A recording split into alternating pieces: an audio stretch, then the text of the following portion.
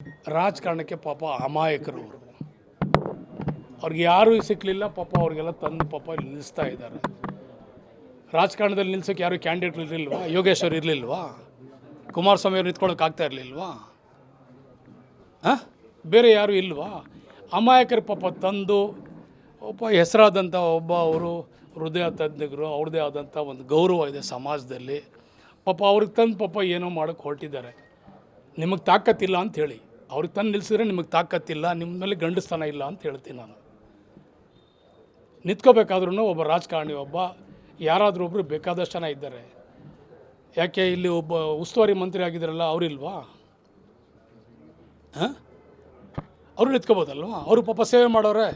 ರಾಮ ಮಂದಿರ ಕಟ್ತೀನಿ, ರಾಮ ಮಂದಿರಕ್ಕೆ ಏನೋ ಮಾಡ್ತೀನಿ, ಇಲ್ಲಿ ರಾಮದೇವ್ರ ಬೆಟ್ಟಕ್ಕೆ ಏನೋ ಮಾಡ್ತೀನಿ ಅಂತ ಹೇಳಿದ್ರಿ. ಶ್ರೀರಾಮಚಂದ್ರ ಅಂದ್ಬಿಟ್ಟು ಬೇಕಾದಷ್ಟು ನಾವು ಹೊಗಳಿದ್ರಿ, ಅವ್ರು ನಿಂತ್ಕೊಳ್ಳೋಕೆ ಇರಲ್ಲ. ಮುಖ್ಯಮಂತ್ರಿ ಆಗಿದ್ದೀರಿ, ನಿಮಗೇನು ಶಕ್ತಿ ಇಲ್ವ ನಿಂತ್ಕೊಳ್ಳೋಕ್ಕೆ? ರಾಮನಗರ ಕ್ಲೀನ್ ಮಾಡ್ತೀನಿ ಅಂತ ಹೇಳಿದವರು ಅವರೇ. ರಾಮನಗರ ನಾನು ಏನೋ ಮಾಡ್ತೀನಿ ಅಂತ ಹೇಳೋದು, ಹೊಸ್ದಾಗಿ ನಾನು ಏನೋ ನಿರ್ಮಾಣ ಮಾಡ್ತೀನಿ ಅಂತವ್ರು ಅವರೇ.